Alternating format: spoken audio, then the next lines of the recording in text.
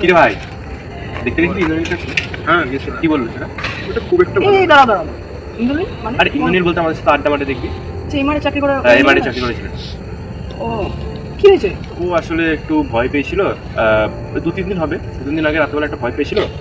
হ্যাঁ ভয় পেয়েছিল বলতে গেলে হচ্ছে যে মানে কিছুটা দেখেছিল। ও ওটাই বলছে, আওড়াচ্ছে তো ওটাই যে ও কিছুটা দেখেছিল।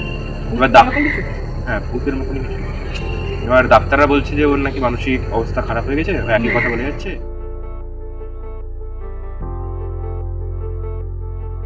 আগে ভাই এই তো ইন্দ্রনীলের কথা শুনলি? কি হয়েছে ওর? ও তো মানসিক হাসপাতালে এখন ভর্তি। কবে থেকে? 2 দিন হলো।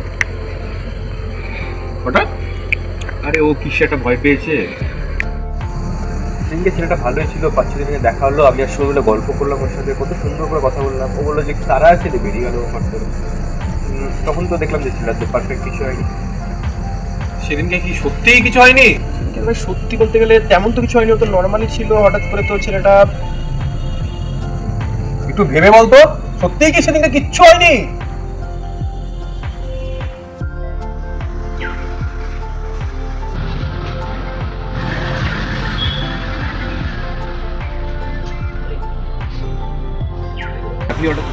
হ্যাঁ বল।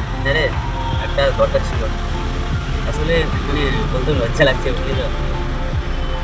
একটা মেয়েকে জিনিসটা ভালো লাগে, ভাবছি ওকে বলে দেবো, পোস্ট করে দেখবি।